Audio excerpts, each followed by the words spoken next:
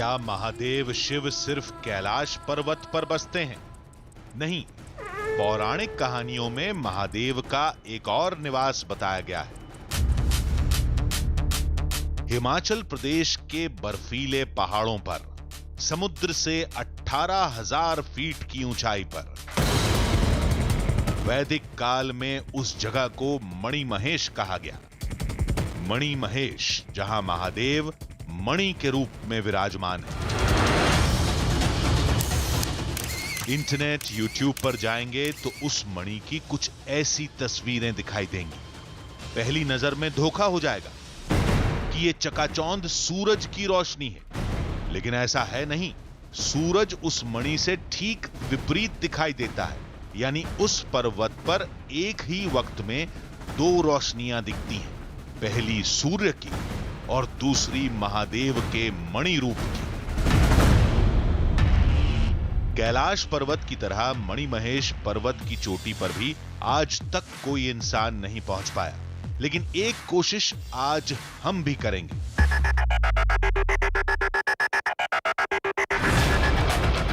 उन दुर्गम रास्तों पर चलेंगे, ऑक्सीजन की कमी से लड़ेंगे, बर्फीले तूफान से भिड़ेंगे और बेहद करीब से देखेंगे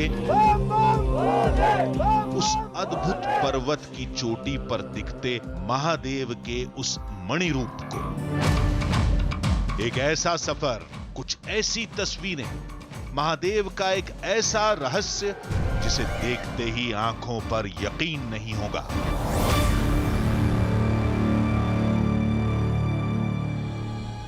आधी हकीकत, आधा फसाना।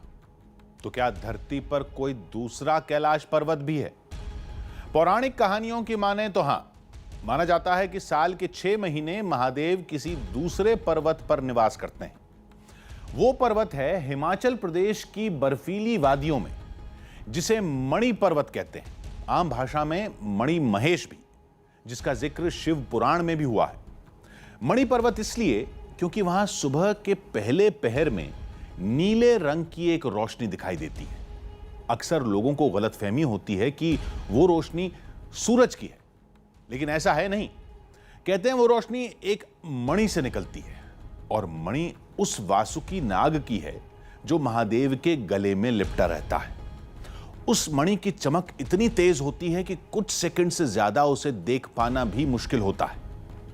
तो हमारा आज का सफर उसी मणि पर्वत की तरफ होगा। ऐसा पर्वत जिसकी चोटी पर आज तक कोई इंसान नहीं पहुंच पाया।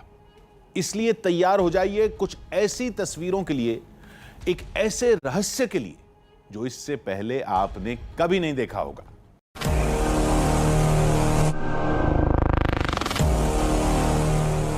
माउंट एवरेस्ट के सामने मणिमहेश पर्वत की ऊंचाई कुछ नहीं है, लेकिन एवरेस्ट को इंसान कई बार अपने कदमों से नाप चुका है। लेकिन मणिमहेश पर्वत की चोटी को आज तक कोई नहीं लांघ पाया। कहते हैं कैलाश के बाद मणिमहेश पर्वत भगवान शिव का दूसरा निवास है, जिसकी साक्ष्य है ये रहस्यमयी चमक जो पर्वत के एकदम बीच से प्रकट होती है। इंटरनेट पर इससे जुड़ी तस्वीरों की भरमार है, जिनके दम पर चमत्कार का दावा किया जाता है। कहते हैं ये चमक कुछ और नहीं, शिव के गले में लिपटे वासुकी नाग की मणि है।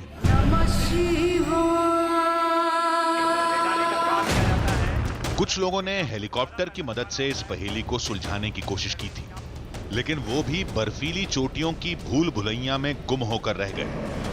रहस्यमयी चमक का रहस्य आज तक नहीं सुलझ पाया।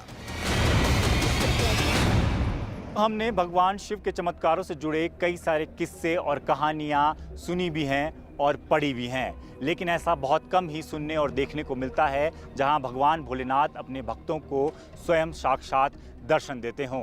हिमाचल में हर साल ऐसी एक यात्रा होती है, जिस यात्रा को पूरा करने वाले लोगों को मणि के रूप में भगवान शिव शंकर के दर्शन होते हैं। यही वजह है कि इस यात्रा को मणिमहेश यात्रा कहा जाता है। नमस्कार, मैं हूं दीपक सिंह रावत और आज हम आपको ले चलेंगे इसी मणिमहेश यात्रा पर और ये जानने की कोशिश करेंगे कि मणि के रूप में भगवान शिव के साक्षात दर्शन से जुड़ी इस कहानी के पीछे की क्या है हकीकत या फिर सिर्फ ये है एक फसाना। कोई कहता है वो चमक सूरज की रोशनी है, लेकिन सूरज तो चोटी के दूसरी तरफ से निकलता है और जो तस्वीरें इंटरनेट पर मौजूद हैं वो पूरा सच है या आधी हकीकत, ये जानने के लिए हमारी टीम मणिमहेश पर्वत की तरफ बढ़ती जा रही थी।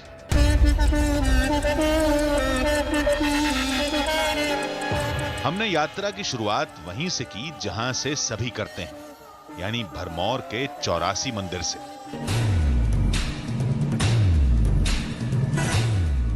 भरमौर के इस धाम में भगवान शिव के साथ ब्रह्माणी देवी की भी आराधना होती है। यहां पूजा किए बगैर मणिमहेश की यात्रा अधूरी मानी जाती है। ऐसा क्यों है, इसके लिए एक पौराणिक कहानी का हवाला दिया जाता है।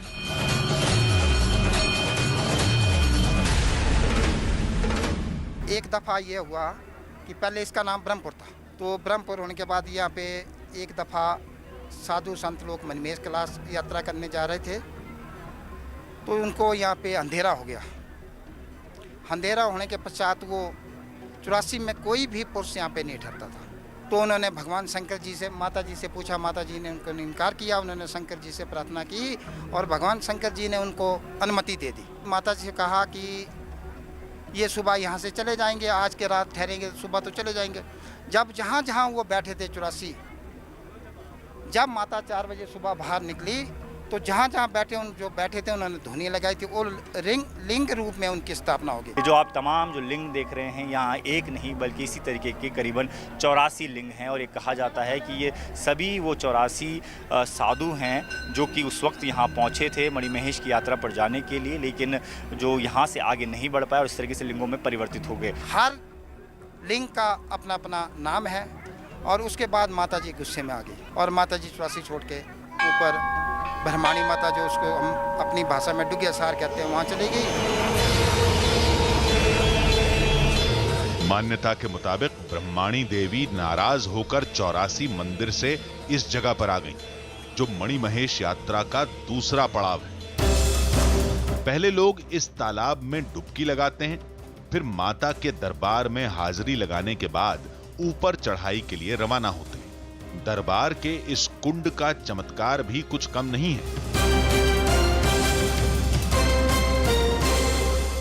माता का मंदिर ठीक सामने आपको नजर आएगा, जहां पर लंबी कतार लगी है माता के दर्शन के लिए। सभी लोग मणिमहेश की यात्रा पर निकले हैं, इसलिए पहले यहां दर्शन करने पहुंचे हैं। लेकिन इसी मंदिर के ठीक नीचे अगर आप देखें, मैं आप तस्वीरें में आपको दिखाएं, तो एक छोटा सा तालाब आपको नजर आएगा, सरोवर नजर आएगा और इस तालाब का जो पानी है वो बेहद ठंडा है। ये देखिए, अगर पैर इसमें डालें तो पानी जो है वो बहुत ठंडा बर्फीला पानी है और इस पानी में आप ज़्यादा देर तक खड़े नहीं रह सकते। लेकिन कहा यह जाता है कि अगर आप यहाँ आएँ तो आपको इसमें स्नान करना बेहद ज़रूरी है, इस पानी को छूना बेहद ज़रूरी है और कहीं ना कहीं इस पानी को लेकर आप यहाँ से आगे बढ़ें और इसी को लेकर मणिमहेश तक पहुँचे। तो ये मान्यता है इस पूरे सरोवर की।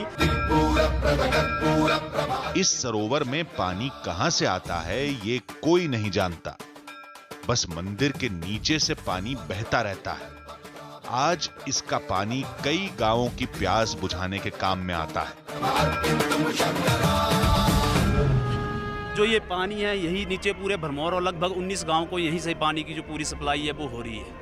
ये पानी कहाँ से आ रहा है अभी तक कुछ इसकी जानकारी नहीं? कोई जानकारी नहीं है, हमारे माता के चरणों से निकला हुआ पानी है ये। मंदिर के ठीक नीचे से निकल रहा है। मंदिर के ठीक नीचे से 7 धाराएं बोलते हैं, 7 धाराएं जो मंदिर के नीचे से निकलती है, बाकी मेन सोर्स यहाँ से निकला हुआ पानी है ये। यहां से हड़सर तक हमें गाड़ी से जाना होगा, जहां से करीब 14 किलोमीटर लंबा पैदल सफर शुरू होगा। कई कठिनाइयों को पार करने के बाद उस मणिमहेश पर्वत के दर्शन होते हैं, जहां महादेव की मणि की चमक दिखाई देने का दावा होता है।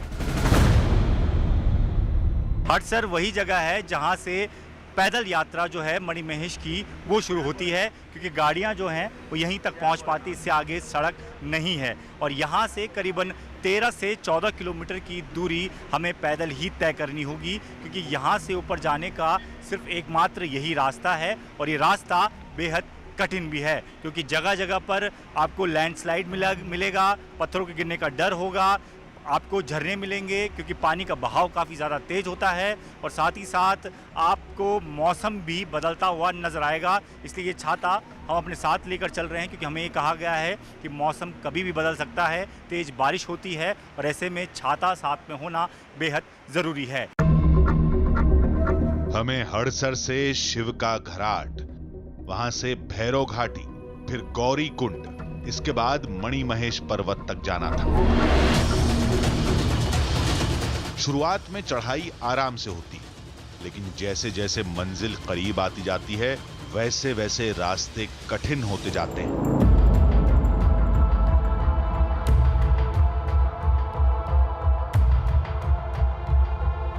खतरा बढ़ता जाता है, ऊपर से कभी भी आफत की बारिश हो सकती है। इस बोर्ड का साफ और सीधा मतलब ये है कि इस पूरे रास्ते में जगह जगह पर बड़े बड़े चट्टानें जो हैं वो गिरती रहती हैं। अगर आप तस्वीरें आपको दिखाएं तो आप ठीक सामने देखिए कि किस तरीके से बड़े बड़े पत्थर जो है वो रास्ते में गिरे पड़े हैं। और अक्सर ऐसा होता है जब बारिश होती है, बारिश इस इलाके में बहुत ज़्यादा होती है और अचानक मौसम बदल जाता है। इस वक्त भी अगर आप ऊपर तस्वीरें देखें तो बादल काफ़ी घने नज़र आएंगे और बारिश किसी भी वक्त हो सकती है।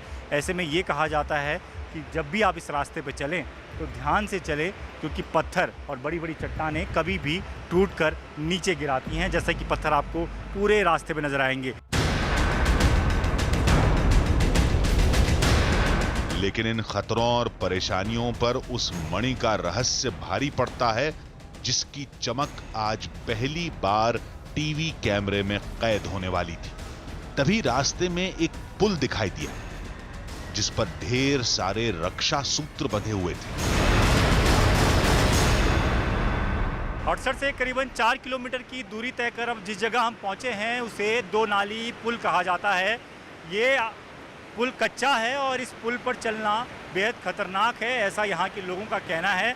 और इस पुल पर कई सारे हादसे भी हो चुके हैं, क्योंकि पानी जो है वो काफ़ी तेज़ बहाव के साथ आता है और बहाव कई बार इतना ज़्यादा बढ़ जाता है कि ये पूरा का पूरा पुल जो है वो बह जाता है। और इसकी वजह से कई बार कई दुर्घटनाएं भी यहाँ हो चुकी है, जिसके बाद इस जगह पर इसको पूजा स्थान बना दिया गया है। ये आपको तमाम जो धागे नज़र आ रहे हैं दरअसल ये रक्षा सूत्र है, और ये माना जाता है कि जो भी यात्री यहाँ पहुँचता है वो इस पुल पर इसको क्रॉस करने से पहले एक रक्षा सूत्र ज़रूर बांधता है ताकि उसकी ये यात्रा अच्छे से पूरी हो सके, इस बीच कोई भी दुर्घटना ना हो।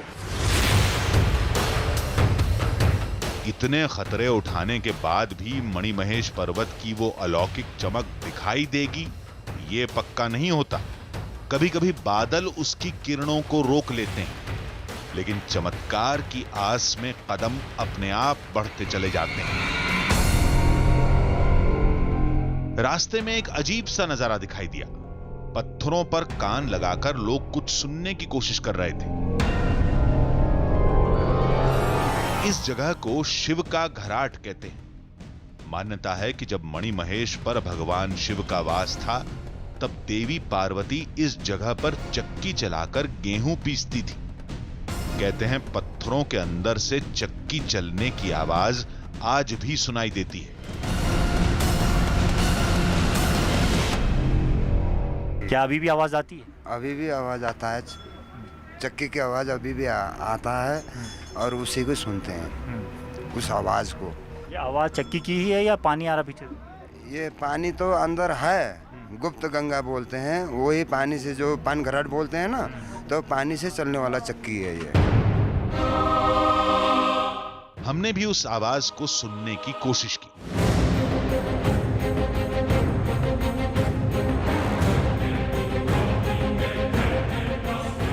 बहुत हल्की कोई आवाज तो आ रही थी, शायद कोई झरना था। इस आवाज को रिकॉर्ड करना मुश्किल था, इसे केवल महसूस किया जा सकता है। जो भी इस यात्रा में आता है यहाँ पर गेहूं चढ़ाता है, ये देखिए इसी तरीके से गेहूं चढ़ाकर जो है यहाँ पर माँ पार्वती की जो है पूजा की जाती है। और यही कॉन्सेप्ट है कि इसी गेहूं को पीसने के लिए यहाँ पर एक बड़ी सी चक्की हुआ करती थी और उसी चक्की के आटा जो है वो तीनों लोग के देवताओं को पहुँचाया जाता है। शिव के घराट से आगे बढ़ते ही मौसम बिगड़ने लगा। धुंध छाने से चढ़ाई में दिक्कत आती, लेकिन महादेव की चमकती मणि को देखने के लिए लोग बढ़ते जा रहे थे। ऊपर मनी चमकती दिखती है, अक्सर लोग कहते हैं। पिछली बार मैं 2 दिन रहा हूँ तो ऐसा कुछ अनुभव तो हुआ नहीं है, इस बार देखते हैं अनुभव होता है। मैंने भी यही सुना है कि मनी निकलती है, मतलब जिसको और दर्शन हो जाए। भोलेनाथ के दर्शन होते हैं। कोशिश की हमने दिन को रात को देखने की, अर्ली मॉर्निंग 4 बजे के आसपास मुहूर्त देखने की, तो वो दृश्य तो नहीं दिखा, लेकिन ऐसा सुना है कि दिखती है। मणि कैसी दिखती है? मतलब चमकने की तरह, जैसे चमकती है ना, वैसे सूरज के हुए हैं, खड़े भोलेनाथ के हुए हैं, ऐसे खड़े हैं और उनके दर्शन होते हैं। अभी केवल आधा फासला तय हुआ था, अभी मीलों सफर बाकी था। सांस फूलने लगी थी, पैर जवाब देने लगे थे, लेकिन मणि की चमक देखने की उत्सुकता हमारी टीम के हौसले बढ़ा रही थी। सफर में अब हमारा अगला पड़ाव था भैरव घाटी, जिसकी कहानी जुड़ती है भस्मासुर से। कहते हैं उस दौरान भगवान शंकर इस जगह पर कुछ दिन ठहरे थे। वो गुफा अब इस झरने के पीछे किसी कोने में है, जो अब नजर नहीं आती। मणि महेश की यात्रा पर जब आप निकलते हैं तो ऐसी एक जगह आपको नजर आती है जहां पर इस तरीके से ये बताया जाता है कि इस झरने के नीचे, जो आपको झरना नजर आ रहा है, दरअसल इस झरने के नीचे एक बड़ी गुफा है और इसी गुफा के भीतर भगवान भोलेनाथ जो है वो छिप के कई दिनों तक बैठे रहे, क्योंकि इस पर भस्मासुर की नज़र नहीं पड़ पाई। ऊपर से झरना है और ये बिल्कुल नज़र नहीं आता कि इसके भीतर एक बड़ी और लंबी सुरंग है। आगे अभी और कहानियां हैं, कई खतरनाक मोड़ है, दम फुला देने वाली चढ़ाई है। उसके बाद दिखेगी मणि महेश पर्वत की वो रहस्यमयी चमक, जिसे लोग महादेव से जोड़कर देखते हैं। आखिर कैसा होगा वो नजारा? इतनी मेहनत के बाद क्या हमारी टीम उस चमक को टीवी कैमरे में कैद कर पाएगी?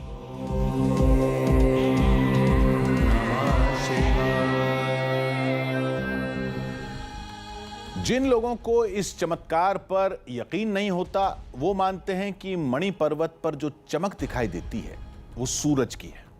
शुरुआत में हमें भी ऐसा ही लगा, लेकिन थोड़ा पता लगाया तो हम भी चक्कर खा गए। पर्वत पर जो रोशनी दिखती है वो पूर्व दिशा से नहीं आती, यानी सूर्य से उसका कोई लेना देना नहीं है। लेकिन सच का पता पर्वत की चोटी पर जाकर ही लगेगा, इसलिए हम आगे बढ़ चले। जितना सोचा था रास्ता उससे कहीं ज्यादा मुश्किल था। ऑक्सीजन की कमी से सांस फूलने लगी, पहाड़ के बड़े बड़े पत्थर गिरने लगे।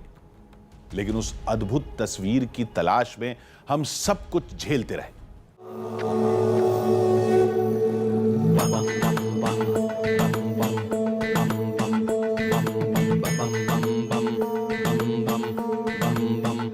पुराणों के मुताबिक कैलाश पर्वत पर महादेव का वास है, जिससे वहां कोई नहीं पहुंच पाता। कुछ ऐसा ही दावा मणि महेश पर्वत को लेकर भी होता है। कहते हैं साल के 6 महीने महादेव इसी पर्वत पर रहते हैं, इसलिए वहां चढ़ाई नामुमकिन है। लेकिन दूर से एक तेज रहस्यमयी चमक जरूर दिखाई देती है, जिसे लोग भगवान शिव से जोड़कर देखते हैं। उसी अद्भुत रोशनी को देखने के लिए हमारी टीम आगे बढ़ती जा रही थी। रास्ते में कुछ लोग ऊपर से लौटते हुए दिखाई दिए, जिनकी बातों ने हमारी हिम्मत को तोड़ दिया। मणि के दर्शन तो नहीं हुए भाई, होते हैं पर हमें नहीं हुए मणि के दर्शन। तो फिर थोड़ी सी निराशा है? नहीं, निराशा नहीं है, हम खुश हैं। नहीं, मणि के दर्शन नहीं। निराशा हुई? नहीं, निराशा क्यों होनी। अच्छा। सुना तो होगा कि मणि देखने ही लोग जाते हैं ज्यादातर। नहीं, सुना तो है पर हमें नहीं हुए। इन बातों से थोड़ी निराशा हुई थी। हो सकता है मौसम खराब होने की वजह से इन लोगों को चमक नहीं दिखाई दी। उम्मीद थी कि मौसम अच्छा हो जाए और हमें वो मणि दिख जाए। अब हम यात्रा के अंतिम पड़ाव के करीब थे, जिसका नाम है गौरी कुंड। मणि महेश की यात्रा का सबसे अंतिम पड़ाव है गौरी कुंड। गौरी कुंड वो जगह जहाँ पर एक वक्त में माँ गौरी जो है वो स्नान करा करती थी, क्योंकि भगवान शिव जो हैं वो ऊपर मणिमहेश में डल झील में स्नान करते हैं, जबकि माँ गौरी के लिए ये जगह बनाई गई थी और उसके बाद से इसको गौरी कुंड कहा गया है। सामने आपको जो तालाब नज़र आएगा, दरअसल यही तालाब गौरी कुंड है और इसमें सिर्फ महिलाएं ही स्नान करती हैं, पुरुषों के लिए यहाँ स्नान करना वर्जित है। आप अगर देखें तो ठीक सामने यहीं से आपको भगवान कैलाश की पहली तस्वीर नज़र आती है। ये इस जगह की खूबसूरती है। ये कहा जाता है कि पहली तस्वीर अगर कैलाश पर्वत की आपको दिखती है जब आप ऊपर चढ़ते हैं तो गौरी कुंड से ही दिखती है। और ये ठीक सामने इस वक्त हालांकि बादलों से घिरे हुए हैं कैलाश, लेकिन इस वक्त कैलाश की तस्वीर आपको साफ नज़र नहीं आएगी, लेकिन जो पर्वत आपको नज़र आ रहा है ये कैलाश पर्वत ही है। और यहाँ से अगर मणिमहेश की बात करें तो यहाँ से करीबन 1.5 किलोमीटर की दूरी पर मणिमहेश है, जहाँ हमें पहुँचना है।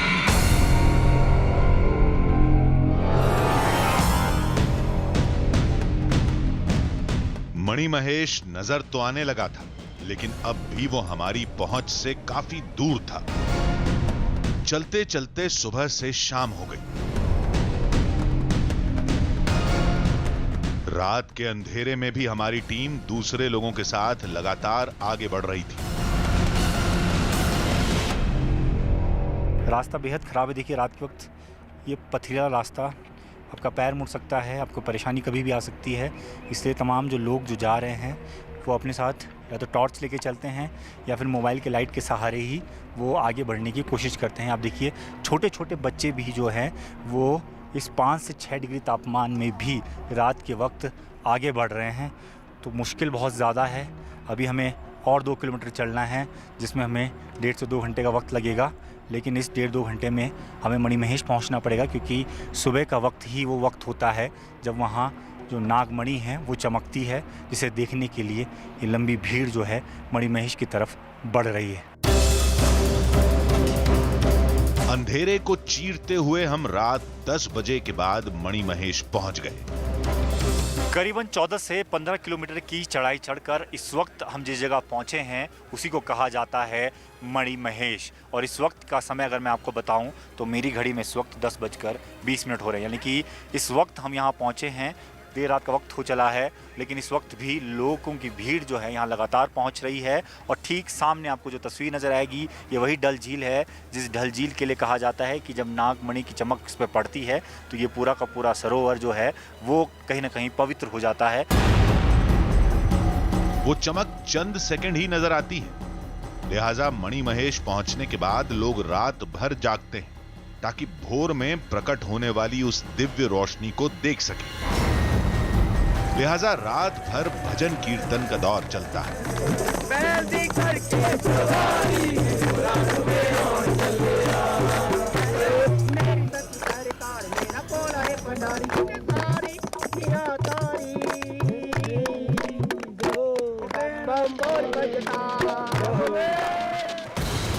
मणिमहेश को लोग कैलाश पर्वत भी कहते हैं। लोगों ने बताया कि भोर में 4 बजे के बाद उस चमत्कारी मणि की चमक कभी भी दिख सकती है। 4 बजे निकलेगी सुबह, नहीं तो उस समय कैलाश के ऊपर थोड़ी हल्की हल्की लाइट पड़ती है ना, उस समय निकलेगी सुबह 4 बजे। ऐसे बैठे रहेंगे? नहीं ऐसे तो नहीं, चक्कर लगाएंगे, बीच में सो जाएंगे, नहीं तो उठ पड़े। लोग जयकारे लगाते हैं, उठ जाते हैं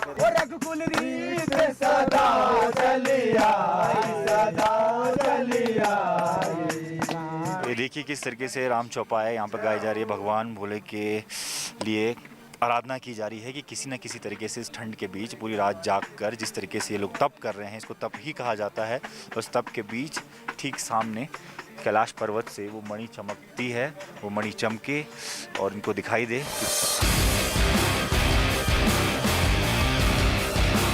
इस जगह से मणिमहेश यानी कैलाश पर्वत करीब 4000 फीट ऊपर है। यात्रा का ये अंतिम पड़ाव है। इससे आगे जाने का कोई रास्ता नहीं, लेकिन वो दिव्य चमक इसी जगह से दिखाई देती है।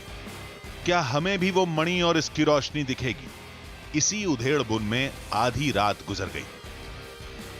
टेम्परेचर घटने की वजह से दिक्कत बहुत ज़्यादा है। मेरे पीछे ये जो आपको रेलिंग दिख रही है इसके ठीक पीछे लेक है और लेक की वजह से भी ठंड काफ़ी ज़्यादा लग रही है। लेकिन यही वो जगह है ये कहा जाता है कि यहाँ से सीधा जो है कैलाश पर्वत दिखता है और इसी कैलाश पर्वत के ऊपर चमकती है वो मणि। लेकिन पहला दिन है हमारा, लेकिन अभी तक टाइम के अनुसार जो बताया गया था वो मणि तो नहीं चमक रही है। लेकिन इस ठंड के बीच इंतज़ार ज़रूर है कि हमें शायद इस ठंड में यहाँ खड़े होने का, यहाँ बैठने का कुछ तो फल मिले, और जो लोग बताते हैं उस तरीके की चीज़ें दिखाई दे, तो शायद हम लोग भी पता कर सकें कि आखिर उस मणि के पीछे का जो रहस्य है वो आखिर किस तरीके का है। कुछ देर बाद लोग जमा होने लगे। सामने पहाड़ पर अब भी अंधेरा छाया था। लोगों ने बताया अब किसी भी वक्त वहां से चमक दिख सकती है। लोग इंतजार कर रहे थे। हमारी टीम भी वहीं खड़ी थी।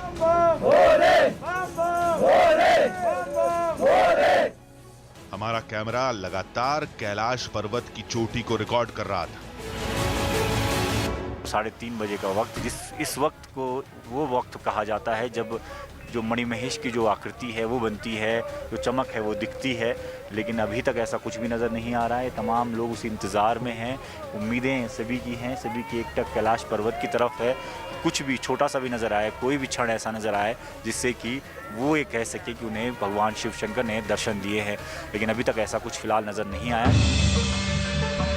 इंतजार करते काफी वक्त गुजर गया। उजाला होने में कुछ ही समय रह गया था। शायद आज वो रोशनी नहीं दिखाई देगी। तभी पर्वत पर कुछ हलचल हुई। एक हल्की सी रोशनी टिमटिमाती हुई दिखाई दी। अंधेरे में उस रोशनी के सिवाय कुछ नहीं दिख रहा था। फिर वो रहस्यमयी रोशनी हवा में तैरने लगी, फिर अचानक कहीं गायब हो गई। तब तक सुबह हो गई। वो रोशनी अब नहीं दिख रही थी। लोग उसे महादेव का चमत्कार मानकर नमस्कार करते हैं। बम बम भोले, बम बम भोले। अब उस छोटी चमक का दिखना नामुमकिन था। ये चमक है, इसे सूरज की रोशनी नहीं कहते। हालांकि 5:30 बजे का वक्त है और थोड़ी देर बाद सूर्योदय होने वाला है। और इसी जगह पर, इसी की थोड़ी सी अगर मैं बात करूँ राइट साइड में, तो वहाँ से सूरज निकलेगा। लेकिन अगर कंपास के जरिए अगर हम जानने की कोशिश करें कि कहाँ से सन निकलेगा, देखिए ईस्ट फेसिंग, मोबाइल में दिखाता हूँ। देखिए ये देखिए, ये कंपास के जरिए आप देखिए तो ईस्ट की तरह, ये देखिए ईस्ट फेसिंग ये है, यानी पर्वत की थोड़ी सी राइट साइड से आपको दिखेगा कि वहाँ से सूर्योदय होना है। लेकिन जो पर्वत है, कैलाश पर्वत है, वो ईस्ट फेसिंग से थोड़ा सा स्लाइडली लेफ्ट है। और इसी लेफ्ट के ऊपर जो है वो मणि चमकती हुई नजर आ रही है। यानी कि इसको सूरज भी एक तौर पर नहीं कहा जा सकता। और ये वजह कि लोग कहते हैं कि जो सूरज होता है वो पर्वत के ठीक ऊपर कभी नहीं निकलता, या तो सीधे हाथ की तरफ निकलेगा या फिर उल्टे हाथ की तरफ निकलेगा, लेकिन पर्वत के ठीक ऊपर नहीं होता। इसलिए ये चमक क्या है, किस तरीके की चमक है, ये बिल्कुल समझ में नहीं आ रही है। वहां मौजूद लोग संतुष्ट थे, लेकिन हमारे दिमाग में कुछ और ही चल रहा था। हमें जो रोशनी दिखी थी वो इंटरनेट की तस्वीर के मुताबिक नहीं थी। इंटरनेट पर मिली तस्वीर की चमक वाकई एक मणि जैसी थी, लेकिन हमें तो एक टिमटिमाते तारे जैसा कुछ दिखा था। अब इन दोनों में कौन सी तस्वीर हकीकत है और कौन सी फसाना, इसे पता करना जरूरी हो गया था।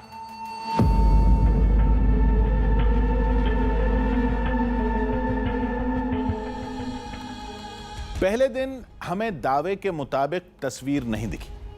मन में एक डर भी समा गया कि हम इंटरनेट के किसी फेक न्यूज का शिकार तो नहीं हो गए। लेकिन लोगों ने कहा कि पर्वत से वाकई मणि जैसी चमक दिखाई देती है। कभी कभी मौसम खराब होता है, वो चमक साफ साफ नहीं दिखती, लेकिन जब भी दिखती है वो लोग आंखों पर यकीन नहीं कर पाते। इसलिए सोचा क्यों ना एक दिन और रुका जाए। और अगले दिन जो दिखा उसका हमारे पास भी कोई जवाब नहीं था, और शायद उसे देखने के बाद आपके पास भी ना हो।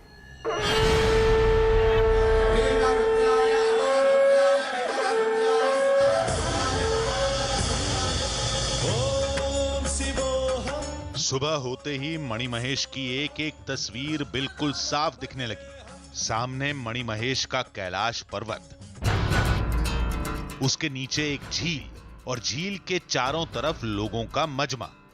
लेकिन सबकी निगाह मणिमहेश के कैलाश पर्वत पर थी, जहां रात को हल्की रोशनी नजर आई थी।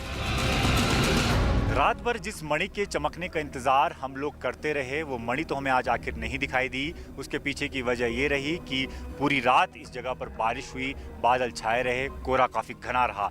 लेकिन अब सुबह हो चुकी है, हालांकि पूरी तरीके से सूर्योदय नहीं हुआ है, लेकिन इस समय एक रोशनी हुई है और इस रोशनी में हम आपको दर्शन कराते हैं उसी कैलाश पर्वत का, जिसे मणि महेश का कैलाश पर्वत कहा जाता है। ये ठीक सामने आपको जो पर्वत दिखाई दे रहा है, इसी को कैलाश पर्वत कहते हैं और इसके ठीक पीछे से निकलती है वो मणि, वो चमत्कारी मणि जिसका लोग इंतज़ार करते रहते हैं। पूरी रात इंतज़ार होता है और कोशिश यही रहती है कि उसकी जो पहली चमक है उस पर लोग ध्यान दे सकें, उसको देख सकें और उसी को नमस्कार कर सकें।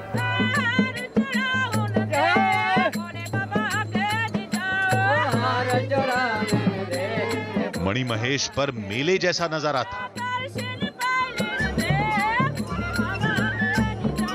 सब अपने अपने काम में जुटे थे, लेकिन जिस मणि महेश पर्वत पर महादेव के रहने का दावा होता है, उसकी एक बात हैरत में डालती है। मणि महेश पर्वत भी कुछ हद तक कैलाश पर्वत जैसा दिखता है। अगर ये कोई इत्तेफाक है तो ये बेहद हैरत अंगेज है। इसी पहाड़ के ठीक नीचे झील है जिसमें लोगों की गहरी आस्था है। इसकी मान्यता भगवान शिव के साथ जुड़ती है। भगवान शिव थे, वो इस कुंड में, शिव कुंड में स्नान करने के लिए आते थे और पार्वती माता जी नीचे गौरी कुंड में ही स्नान करती थी। वहाँ लेडी स्नान करती हैं, शिव कलोत्री में जेंट्स भी स्नान करते हैं और वो पानी स्नान वो करते हैं लेडीज़ वहाँ शिव कलोत्री में। उसके बाद यहाँ भी स्नान कर लेती हैं लेडीज़ और जेंट्स तो करते ही करते हैं। तो क्या शिव जी स्नान करने के लिए यहाँ आते थे? यहाँ आते थे जी। इस झील में डुबकी लगाए बगैर यात्रा पूरी नहीं मानी जाती, जबकि इसका पानी खून जमा देने जितना ठंडा रहता है।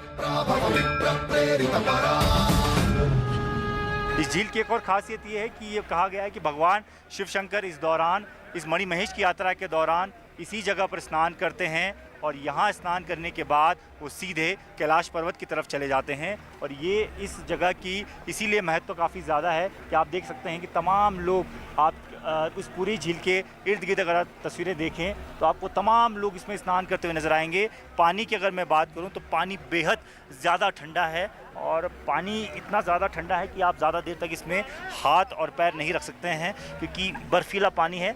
और जहाँ तक इसके स्रोत की बात करें तो ये कहा जाता है कि ये पानी अपने आप उत्पन्न होता है, ज़मीन के नीचे से उत्पन्न होता है और यही पानी आगे चलकर गौरीकुंड की तरफ पहुंचता है। यानी जो गौरीकुंड में स्नान होता है वो भी इसी पानी से ही स्नान होता है, यही पानी आगे जाके बढ़ता है और ठंडा काफ़ी ज़्यादा है। अगर ज़्यादा देर तक आप पैर इसमें रखें तो आपका पैर जम सकता है।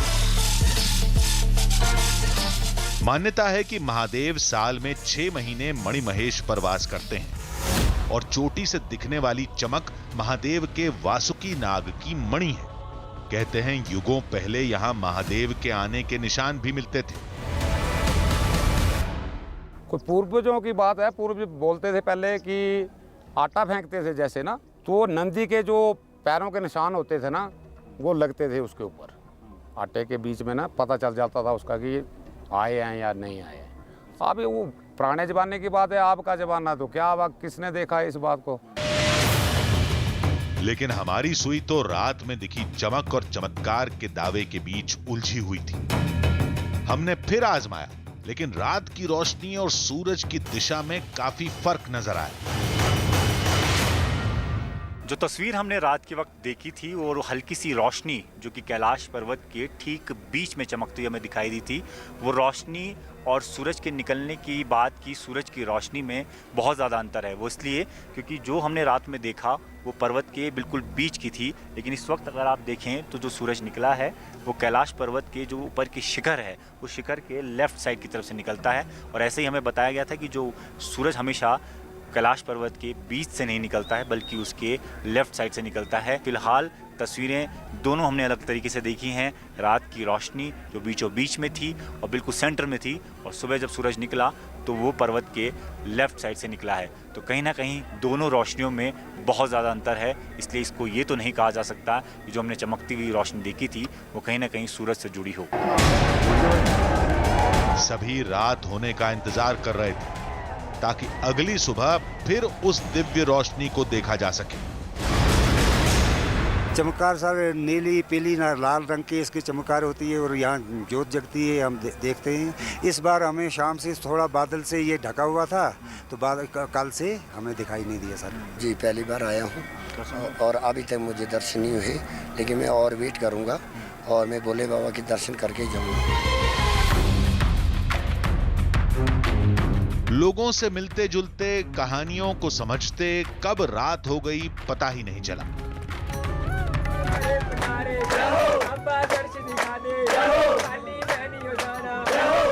अंधेरा होते ही लोग भजन कीर्तन में व्यस्त हो गए।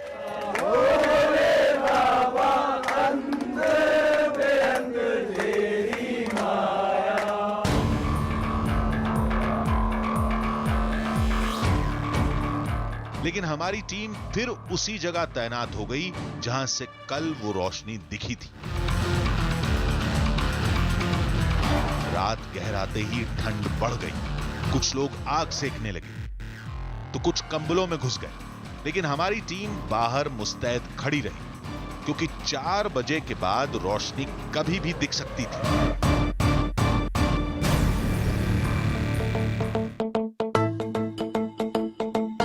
इंतजार करते करते भोर हो गई।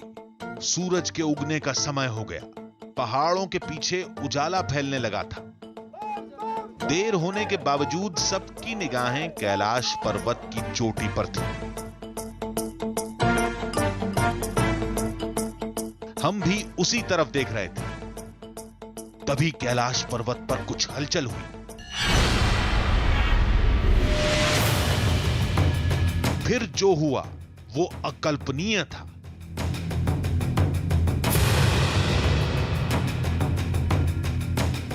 लोग उस रोशनी को देखकर जयकारे लगाने लगे।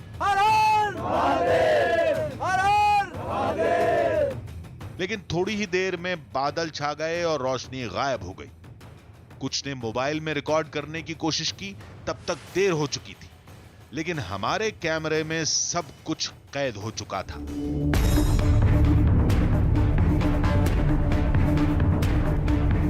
इसी चमक को लोग महादेव का चमत्कार बताते हैं। कोई इसे भगवान शिव का मणि रूप कहता है, तो कोई उनके गले में लिपटे वासुकी नाग की मणि का नाम देता है। हमने मणि महेश पर 2 दिन बिताए थे। इन 2 दिनों में वो दिव्य रोशनी दिखी भी थी, लेकिन फर्क बहुत था। पहले दिन हमें एक बेहद छोटी, एक बिंदी जितनी बड़ी चमक दिखाई दी थी, जबकि दूसरे दिन तो पूरा नजारा ही बदला हुआ था। मणि महेश में आस्था रखने वालों के मुताबिक ये चमत्कार है, जबकि कुछ लोग इसे कुदरत का करिश्मा बताते हैं। या तो उसको कहीं बाहर से एक लाइट का सोर्स मिल रहा है और उसको वो लाइट को रिफ्लेक्ट बैक कर रही है, तो तब वो चमकती है। या जैसे रेडियो एक्टिव कंपाउंड होते हैं जिसमें अपनी एक कहीं की एक आणविक क्रिया हो रही है और उसके वजह से कुछ एनर्जी रिलीज हो रही है, तो वो चमकते हैं, जैसे रेडियम है।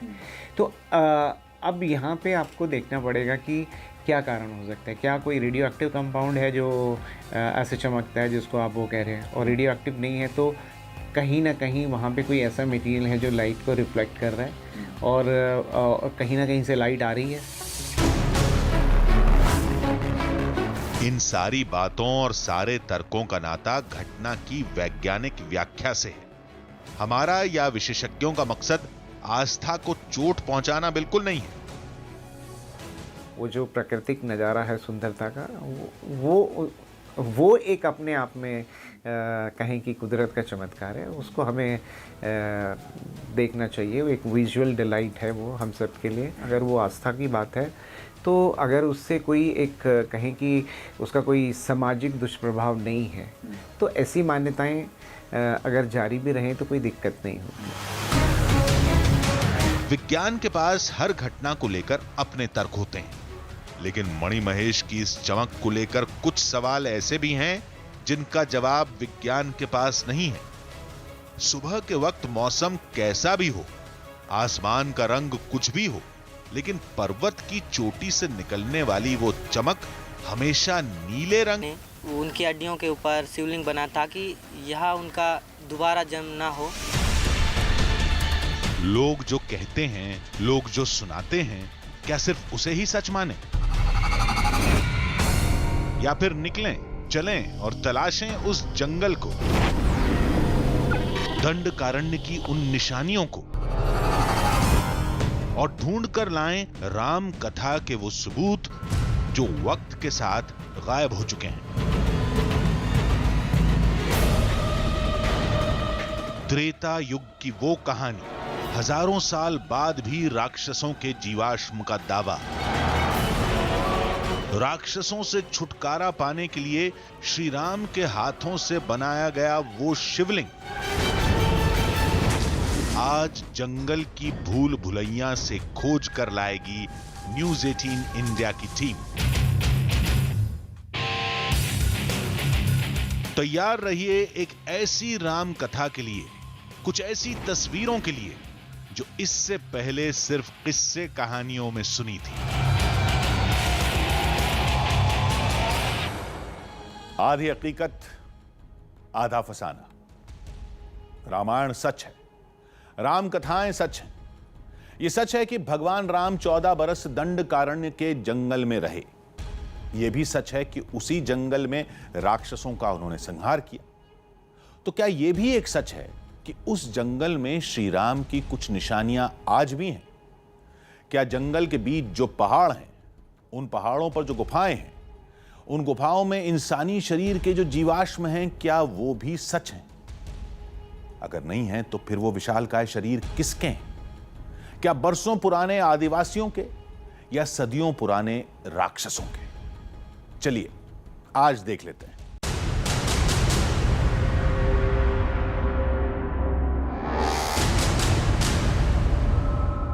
भगवान श्री राम ने अपने 14 वर्षों के वनवास में से 10 वर्षों का समय दंडकारण्य के इसी बीहड़ जंगल में काटा है। और त्रेता युग में दंडकारण्य के इस बीहड़ जंगल में राक्षसों का राज हुआ था। और इस धरती से, इस सृष्टि से राक्षसों का विनाश करने के लिए भगवान श्री राम ने जन्म लिया था। और राक्षसों का दंडकारण्य के इस जंगल से विनाश करने के लिए भगवान राम को भी इसी दंडकारण्य के जंगल में वनवास काटना पड़ा था। उलझन ये थी कि इस घने जंगल में निशानी की खोज शुरू कहां से की जाए, क्योंकि आज का दंडकारण्य अब त्रेता काल के दंडक वन जैसा नहीं रहा।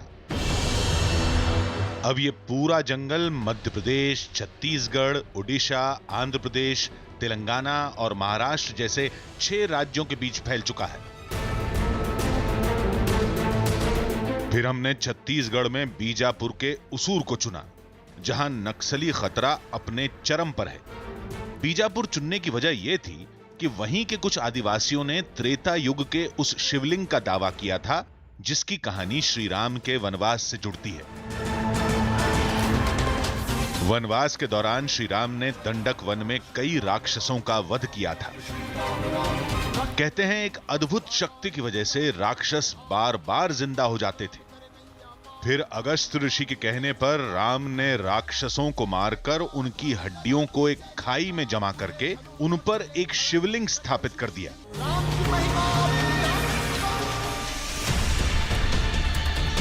इस गांव के आदिवासियों ने बताया था कि जंगल के एक खो में वो शिवलिंग आज भी मौजूद है, जिसके किस्से इनके पूर्वज सुनाया करते थे।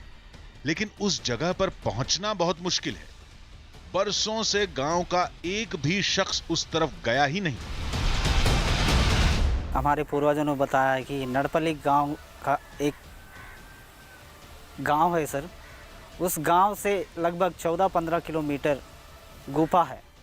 उस गुफा में श्री राम ने शिवलिंग की मूर्ति को स्थापित किया है। उस स्थापित जो शिवलिंग की मूर्ति के नीचे हड्डियाँ, कई राक्षसों का हड्डियाँ उस गड्ढे के नीचे डालकर शिवलिंग की मूर्ति को स्थापित किया। मैं तो नहीं देखा हूँ सर, बोलते हैं सर लोग बाग, लेकिन आप नहीं गए सर। अच्छा, कभी नहीं गए सर, मैं बोलते हैं। यहाँ से तो हम गाड़ी और बाइक में तो नहीं जा पाएंगे, पैदल जा सकते हैं। और वहाँ से पहाड़, लगभग एक पहाड़ तो चढ़ना पड़ेगा।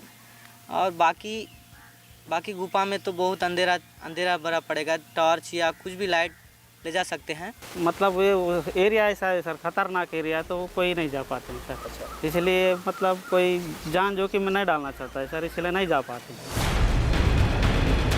खतरे गिनाकर नौजवानों ने हमारी टीम के साथ जाने से मना कर दिया। अब उम्मीद नड़पल्ली गांव के लोगों से ही थी, शायद वहां कोई साथ चलने वाला मिल जाए। लेकिन यहां भी नई पीढ़ी उस शिवलिंग तक जाने के लिए तैयार नहीं हुई। उम्मीद केवल बुजुर्गों से थी और एक गांव वाला हमारे लिए जोखिम उठाने को तैयार हो गया। हमने इस गांव के आदिवासियों से काफ़ी मिन्नतें की, लेकिन उसके बावजूद कोई भी आदिवासी हमारे साथ उस गुफा तक या गुफा के अंदर जाने के लिए तैयार नहीं है। काफ़ी मिन्नतों के बाद, काफ़ी मान मनोबल के बाद लक्ष्मण दादा हमारे साथ उस गुफा तक जाने के लिए तैयार हुए हैं। और लक्ष्मण दादा का कहना है कि इस नड़पल्ली गांव से कई पहाड़ों को पार करने के बाद और बीहड़ जंगल का रास्ता तय करने के बाद ही हम उस गुफा तक पहुंच पाएंगे। अब मंजिल भी मालूम थी और वहां पहुंचाने वाला शख्स भी हमारे साथ था। लेकिन पहाड़ में तो कई शिवलिंग हो सकते हैं, उनमें रामायण काल के शिवलिंग को कैसे पहचानेंगे? इस पर लक्ष्मण दादा ने कहा कि उस शिवलिंग की बनावट ही सबसे बड़ा साक्ष्य है। आदिवासियों ने बताया था कि पहाड़ के खो में अंदर एक गहरी जगह है, वहीं पर वो अद्भुत शिवलिंग है। उसका ऊपरी हिस्सा गुफा की छत को छूता है। लगेगा कि सारे पहाड़ का वजन शिवलिंग पर ही टिका है। कहते हैं शिवलिंग की गहराई में ही उन राक्षसों की हड्डियों के जीवाश्म है जिनका वध श्री राम ने किया था।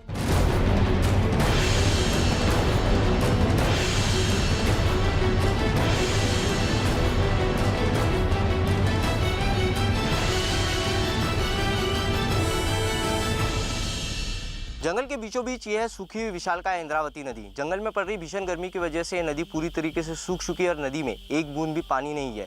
गर्मी के मौसम में जंगल में जब जल स्रोत सूख जाते हैं तो जंगली जानवर अपना रुख पहाड़ों की तरफ कर लेते हैं ताकि घनघोर जंगल में पहाड़ों में उन्हें छाया मिल सके और ऊपरी हिस्से से बहने वाले झरनों से उन्हें पानी मिल सके। हमें भी इस सूखी हुई इंद्रावती नदी से होते हुए पहाड़ों का रास्ता तय करना है।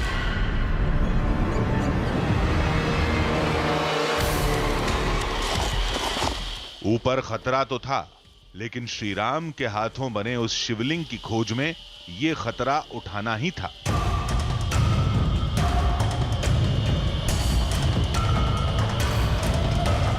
अब कोई पूछ सकता है कि श्री राम ने उस जगह पर ही शिवलिंग क्यों बनाया? तो इस सवाल का जवाब रामायण में मिलता है। रामायण के मुताबिक महादेव श्री राम के इष्ट देव थे। पौराणिक ग्रंथ में राम की शिव आराधना का जिक्र कई बार किया गया है। लंका विजय से लौटकर श्री राम ने समुद्र किनारे अपने आराध्य की ही पूजा की थी। लेकिन जंगल के कठिन रास्तों ने हमें हकीकत की जमीन पर लापटका। इन मुश्किलों की वजह से एक बहुत बड़े खतरे को नजरअंदाज कर दिया गया था, जिसका नतीजा हमारी टीम को भुगतना पड़ा। जंगल में पूरी तरीके से नक्सलियों का कब्जा है और ये जला हुआ चूल्हा और ये जूतों के निशान साफ सबूत दे रहे हैं कि इस इलाके में हाल ही में नक्सल मूवमेंट हुआ है। इस जले हुए चूल्हे को हम लोग देखें तो यहाँ पर इस चूल्हे पर हमें राख दिखाई दे रही है, यानी हाल ही में कुछ घंटों पहले इस चूल्हे पर कुछ पकाया गया है, क्योंकि जंगल में जो है वो लगातार हवा चलती रहती है, जिसकी वजह से राख जो है वो चूल्हे के इन पत्थरों पर बनी नहीं रहती। लेकिन अभी तक ये सफ़ेद राख इन पत्थरों पर बनी हुई है, जिसका मतलब है कि हाल ही में इस जगह पर किसी इंसान ने कोई भोजन पकाया है। इसके साथ ही यहाँ पर हम लोग देखें तो इस पूरे इलाके में जहाँ जहाँ पर पथरीली ज़मीन को छोड़कर मिट्टी है, वहाँ पर अलग अलग प्रकार के कई जूतों के निशान यहाँ पर दिखाई दे रहे हैं। और नड़पल्ली की गुफा के लिए जिस रास्ते पर हमें आगे बढ़ना है, उसी रास्ते पर ये जूते के निशान हमें दिखाई दे रहे हैं, यानी कि इसी एरिया में शायद नक्सली भी आगे बढ़े हैं। फिर भी कदम नहीं रुके।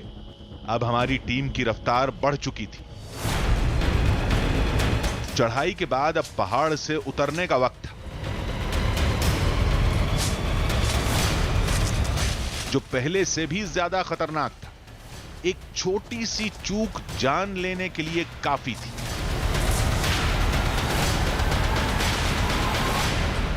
नड़पल्ली की गुफा तक पहुंचना सही में इंसानों की बस की बात नहीं है। नड़पल्ली की गुफा तक पहुंचने के लिए लोगों ने जो रास्ता हमें बताया था, रास्ता उससे भी कई ज़्यादा कठिन और दुर्गम है। नड़पल्ली की गुफा तक पहुंचने के लिए इस तरीके से खड़ी चट्टानों पर हमें जो है लताओं को पकड़ने के लिए, पेड़ की लताओं को पकड़कर आगे उतरना पड़ रहा है। यहाँ पे चट्टानें खड़ी है और उतरने का कोई दूसरा रास्ता जो नहीं है, तो इस तरीके से चट्टानों पर झूलकर जो है वो उतरना पड़ रहा है। और अगर गलती से ये लता टूटी या हमारा पैर फिसला तो हम इन बड़े बड़े पत्थरों से जा टकराएंगे।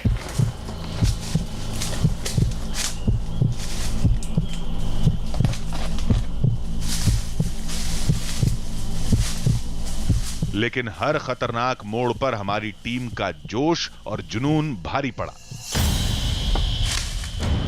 इसका नतीजा यह था कि कुछ देर बाद हम उस जगह के सामने खड़े थे जो युगों पुरानी बताई जाती है। लक्ष्मण दादा ने बताया कि इस गुफा के अंदर ही त्रेता युग का वो शिवलिंग है जिसे श्री राम ने अपने हाथों से स्थापित किया था।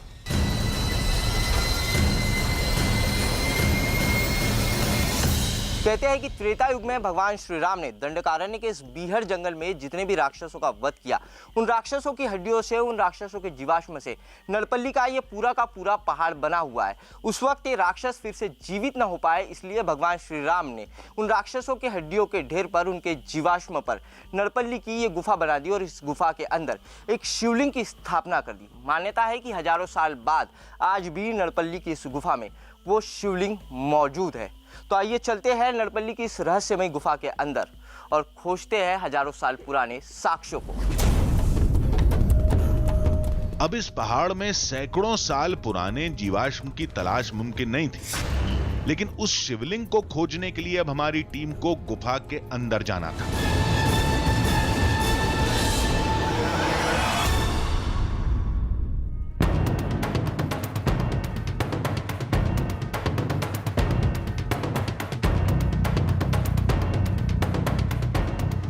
अब वो अद्भुत शिवलिंग और उससे जुड़ी श्री राम की कहानी हकीकत है या फसाना, ये जानने के लिए हमारी टीम गुफा के अंदर पहुंची।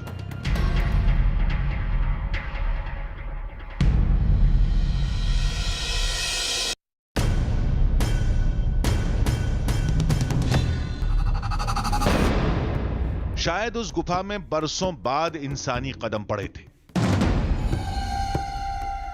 दावे के मुताबिक इस जगह का नाता श्री राम से है।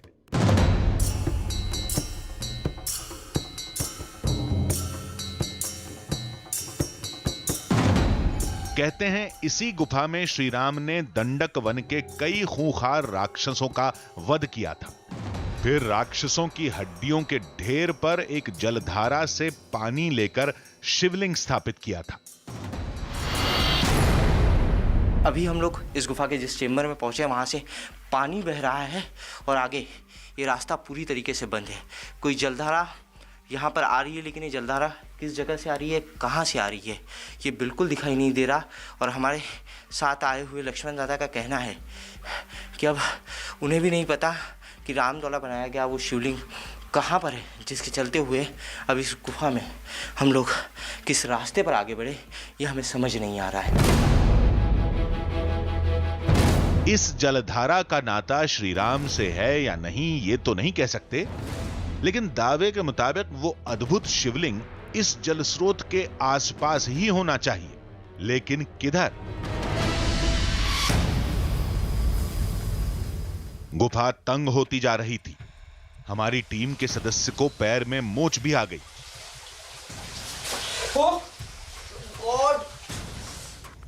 लेकिन चोट को पीछे छोड़ निशानी की खोज में हम आगे बढ़ गए। रास्ता कहां खत्म होगा, किधर जा रहे थे, कुछ पता नहीं चल रहा था। कहीं गुप्त अंधेरा हो जाता तो कहीं चलना भी मुश्किल था। करीब 50 मीटर अंदर जाने के बाद हमारी टीम भूल भुलैया में फंस गई।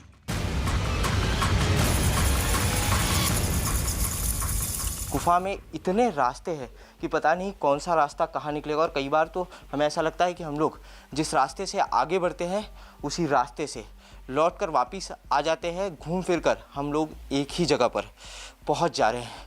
कई घंटों से हम लोग नरपल्ली की इस गुफा में भगवान श्री राम द्वारा बनाए गए उस शिवलिंग को खोज रहे हैं, लेकिन उस शिवलिंग का कोई अता पता नहीं है। शाम का समय हो गया है। ऐसे में लक्ष्मण दादा का कहना है कि इस गुफा में शाम के समय में रुकना जानलेवा साबित हो सकता है, क्योंकि शाम के समय, रात के समय जंगली जानवर जंगल से लौटकर इन्हीं गुफाओं में आकर आसरा लेते हैं। इन्हीं गुफाओं में, इन्हीं खंदकों में वो वापस लौटते हैं, जिसके चलते हुए अब इस गुफा में और ज़्यादा देर तक रुकना मौत को बुलावे देने जैसा होगा।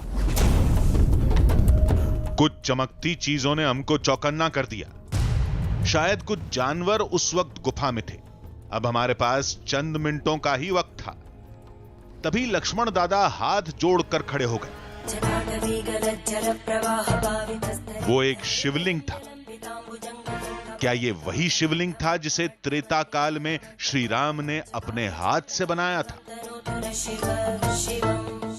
प्राचीन मान्यता के अनुसार यही वो युगों पुराना शिवलिंग है जिसे भगवान श्री राम ने नरपल्ली की इस गुफा के अंदर बनाया था। अगर इस शिला को हम ठीक तरीके से देखें तो इस शिला हमें हूबहू एक शिवलिंग की तरह दिखाई देती है।